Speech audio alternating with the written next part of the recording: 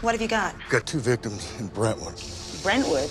Nobody gets killed in Brentwood. Let's just cut to the white Bronco chase right now, why don't we? Debuting tomorrow on FX, The People vs. O.J. Simpson, American Crime Story is a very powerful piece of television that is ostensibly about the murder of Nicole Brown and Ronald Goldman and the media circus of a trial over 20 years ago, but of course feels very close to home in 2016. Putting you right inside the highly charged 1995 case, the 10-episode Nina Jacobson, Ryan Murphy, and Brad Falchuk EP first cycle of the anthology isn't the only OJ you're going to see on TV this year, as ESPN has its massive OJ Made in America series, which premiered at Sundance on January 22nd and comes out on ESPN in June.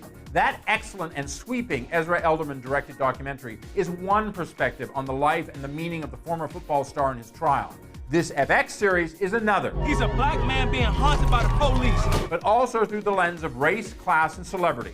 Like the trial itself, there's a lot of process, procedural, and stage managing in The People vs. O.J. Simpson, which is based on New Yorker writer Jeffrey Tobin's 1997 best-selling account of the case. Incisively portrayed by Cuba Gooding Jr., O.J. is, well, he's almost a well-cushioned bit player in the proceedings once the infamous Bronco chase is over and the trial of the murders actually begins.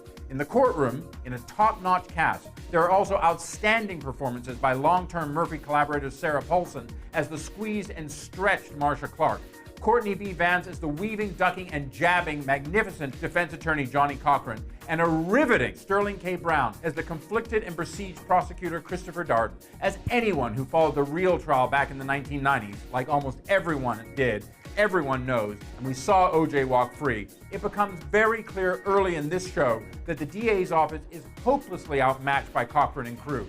Their struggles, straight-laced ways, and insecurities see them stumble early and often. It is also unfortunately very clear how a stunted John Travolta is simply out of his depth as O.J. defense lawyer Robert Shapiro. But that aside, it is the power struggles and personalities among and between the prosecution and the defense that truly and poignantly makes up the bulk of the drama in what is a narrative of the dawn of what is obviously seen now from our perspective as a new age of celebrity. And yes, some young Kardashians do make a fictional appearance, being that their dad was a close friend and one of O.J.'s lawyers too. And this is also about the conflicting relationships in a town and system built on them in many ways.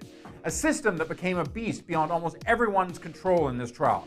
Except here, where FX and the American Crime Story team keep their story on a steady and sure track without losing any of the often scintillating steam over its run. If The People vs. O.J. Simpson was on a streaming service, I'd say right now, binge it. But it's on cable every Tuesday, so watch it and see how much and how little has changed since the last time a Clinton was in the White House. I'm Dominic Patton for Deadline Hollywood.